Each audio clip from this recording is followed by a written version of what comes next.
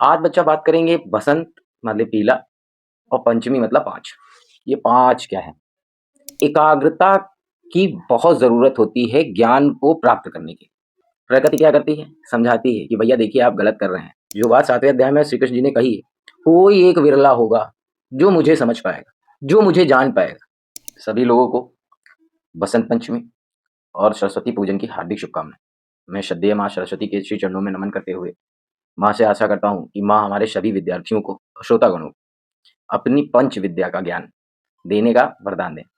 ठीक, आज बच्चा बात करेंगे बसंत मतलब पीला और पंचमी मतलब 5। ये 5 क्या है?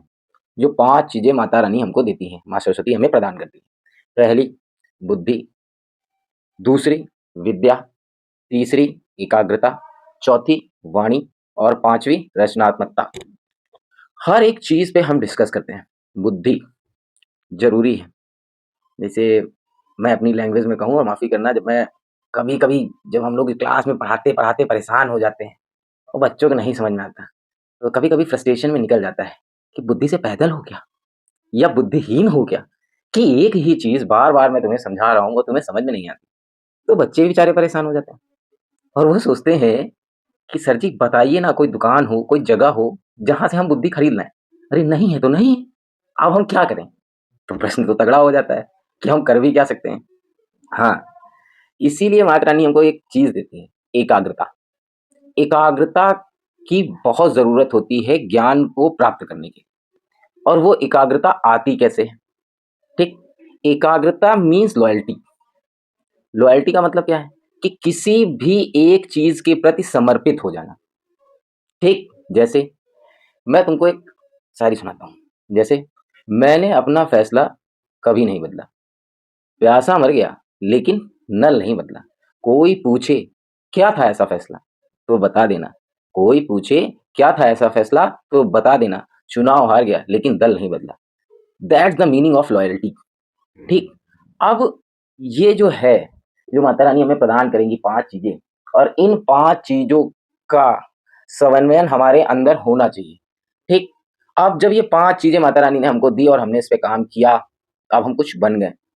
ठीक, तो जो ये पीला रंग माता रानी को प्रिय प्रिय है, देखो पीला है, पीले के साथ हरा भी है और लाल भी है। और मैंने तो अपने किसी कला के जो आर्ट के टीचर हैं उन्होंने एक बार पूछा था, तो उन्होंने बताया था कि जो पीला रंग होता है वो लाल और हरे से मिलकर बनता है। लाल मतलब माता रानी का देखा होगा, चुन्नी वगैरह सब लाल पहनाई जाती है माता रानी को। हरा मतलब प्रकृति। ठीक, तो माता रानी जो हमको चीज़ सिखाती हैं, जो हमें देती हैं, बताती हैं अपने ज्ञान से, वो हमें यही बताती हैं कि लाल जो है वो जोश, श्रद्धा, इन सब का प्रतीक है, और हरा रंग जो है वो प्रकृति का है। और प्रकृति से अच्छा शिक्षक कोई नहीं होता। कहते हैं, बहुत से लोग कहते हैं कि जो जीवन सिखाता है, ठीक, लाइफ में जो अप्स एंड डाउन सिखाते हैं, वो सबसे अच्छे शिक्षक होते हैं। क्यों? क्योंकि जैसे हम लोगों के पास भी ऑप्शन आता है, पहली चीज़ कि हम अपनी बुद्धि का प्रयोग करके आपको समझाना चाहते हैं। नहीं समझ में आता तुम्हें, तो फिर समझ गए होंगे आप, कभी-कभी डंडे का भी इस्तेमाल करना पड़ता है। क्यों? क्योंकि राम जी ने भी एक बात कही है कि भय बिन होए न प्रीति, बिना भय के प्रीति नहीं हो सकती। जब लोग नहीं समझेंगे, पहले प्रकृति क्या करती है? समझाती है कि भैया देखिए आप गलत कर रहे हैं। ठीक? भैया आप गलत कर रहे हैं, भैया आप गलत कर रहे हैं, भैया आप गलत कर रहे हैं। लेकिन आदमी को मानना नहीं होता है। जैसे हम लोगों को एक वक्तव्य बताया जाता है, नारी सताए तीन मिटे, रावण कौरव कंस, संत सताए सब मिटे, धन वैभव और वंश। और मैंने संतों का जिक्र कल के वीडियो में किया था। जिन्होंने नहीं देखा भाई देखा करो जाके, तुमको ज्ञान देने के लिए मैं चीजें करता हूँ। हैं? दुनिया भर की चीज देखते हो जिससे तुम्हें कुछ प्राप्ति है? तुम अपनी बुद्धि क्षीण करते हो, ना कुछ प्राप्त करते हो। ऐसी चीजों में क्या मिलता है? ना वो आपको एकाग्र करेगा, ना आपको कुछ समझाएगा। फिर तो डोंट वेस्ट योर टाइम। अपने समय को बर्बाद मत करो, समय का सदुपयोग करो। और मैं फिर एक बात कहता हूँ कि निंदा कर लेने से, बुराई कर लेने से आप नव-निर्माण नहीं कर सकते। दिक्कतें हैं, दिक्कतों को दूर करना होगा। तो जो 5वीं शक्ति देती है माता रानी, जिसको हम बोलते हैं रचनात्मक शक्ति। रचनात्मक शक्ति का मतलब क्या है? कि मान लो जीवन में आप फँस गए कहीं पे, ठीक? आप गए भस्मासुर की तरह, भगवान से माँग लियो, भगवान हमको इतनी शक्ति दे दो कि हम जी के ऊपर हाथ रखी, वो भस्म हो जाए। भगवान दे भी दिए। अब तुमको तुरंत ही तुम वो चीज़ भगवान के ऊपर इम्प्लीमेंट करने लगोगे। तो इसके लिए तुम्हारे पास बुद्धि नहीं है। शक्ति होना बड़ी बात नहीं, लेकिन शक्ति का सही प्रयोग करना भी सबसे बड़ा काम है, जो भगवान हमें लोग कहते हैं नहीं हमको तो नहीं दिया। जैसे गीता के 7वें अध्याय में श्री कृष्ण जी ने एक बात बोली है और दिखाई भी है कि 100 लोग हैं, 100 लोग एक किसी सिद्धि को प्राप्त करने के लिए, कुछ प्राप्त करने के लिए मेरी उपासना करते हैं। 100 में कोई एक ही बिरला होता है, कोई एक ही ऐसा शख्स होता है जो मुझे जान पाता है। और जब तक आप किसी भी चीज़ को अच्छे से जानेंगे नहीं, तब तक आप उसकी प्राप्ति कैसे कर सकते हैं? ठीक? अब बात है कि आज हमने वसंत पंचमी का पर्व बनाया, तो क्यों बनाया? माता रानी हमको क्या देती हैं? ये आपने सीखा या आपको सिखाया गया?